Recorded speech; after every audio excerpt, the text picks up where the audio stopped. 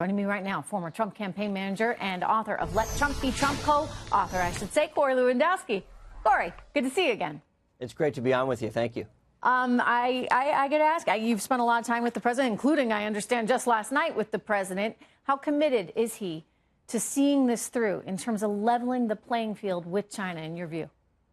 Oh, this is one of the most important aspects of his administration. And what he has said was he is in favor of trade which is fair for the United States. The days of free trade are over. It's going to be fair trade. We have a $500 billion a year deficit with China. When we send an automobile to China, they charge us 25%. When they send one here, we charge them 2.5%. When you look at all of the steel industry. They're going to change that, though, Corey, right? Well, he has to change that. No. China said, starting July 1st, they're going to knock it down from 25% to 15%. But in your view, well, then, Trish, we'll raise ours. We'll raise ours from 2.5% to 15% to make it even. Look, it's not just automobiles. It's steel. It's aluminum. It's things like cabinets. It's AstroTurf. It's eggs. It's every single commodity that we do business with China on. They charge us more. They give us a harder time to bring it in. And they are a growing economy.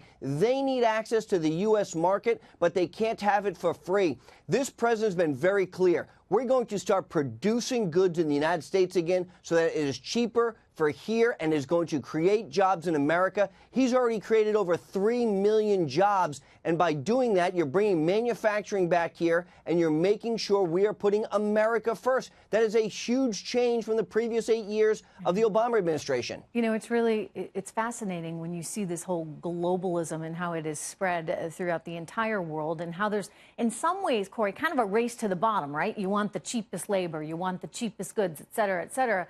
And consequently, you travel through so many small towns in this country and you see areas that are totally devastated, communities that once supported themselves because they had factories with decent paying jobs. Those jobs are gone. And I guess my question to you is, can we get them back in some way, shape, or form via a more aggressive trade policy? Not only can we will get them back. Look, I used to live in the Ohio Valley. It was where we produced coal and steel, and we saw so many of those jobs disappear over the years because of bad trade policies. This president is making sure if we're going to be importing steel and aluminum, we're doing it at a cost so that it is prohibitive from foreign countries to keep dumping it on our soil. We're going to produce it here in the United States for a change. We're going to bring American manufacturing back. We see car manufacturers moving from Mexico and coming back to the United States to produce those automobiles and put American workers back. We have to do this for the safety and the security of our country, and we have been taken advantage of for so long. This president will not stand for it, and that's why when you go out in the country, and I was with him last night in Tennessee, those people know that he is bringing real jobs back to those states to put America back to work. No, and look, that's what people want. Nobody wants a handout in life. I'm telling you, nobody wants it, no matter what you say. And this is why the whole Bernie Sanders thing, fundamentally, at the end of the day, will never work, because people want the pride of work. They really do, Corey. And those people down in Tennessee that you're talking to, I know that you're pushing Marsha Blackburn down there. Look, they want that opportunity to take care of themselves and their family. They don't want. I really don't believe that they want handouts. No American fundamentally wants just a check to sit back and do nothing. And if they do, well, they should think long and hard about that. But let me turn to the other big story that we're all watching, this whole Spygate thing. And Corey, you ran the campaign, so I'm sure you knew the individual, and we're not naming this person because of security concerns. But I'm sure you've seen all the reports and are well aware of the individual that they are saying was, in fact, an informant put there by the FBI. What are your thoughts on this individual? What are your thoughts on what the FBI did?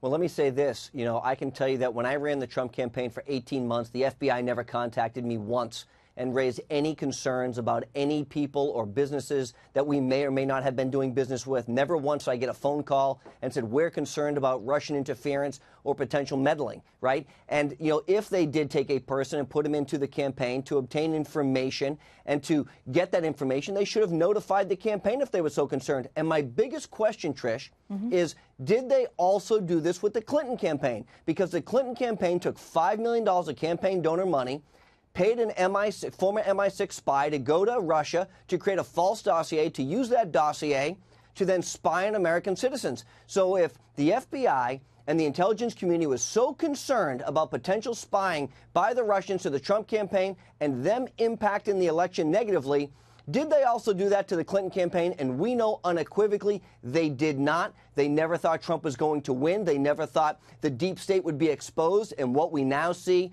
is we see them scurrying like rats because they've lied under oath. We've seen Jim Comey gone. We see his deputy McCabe gone. We see Schrock and Page and all these bad actors who want to take an insurance policy out to stop Donald Trump from being elected president of the United States and create a false narrative. But the American people were too smart, and they elected the 45th president in Donald Trump. Really quick, should the president sit down with Mueller?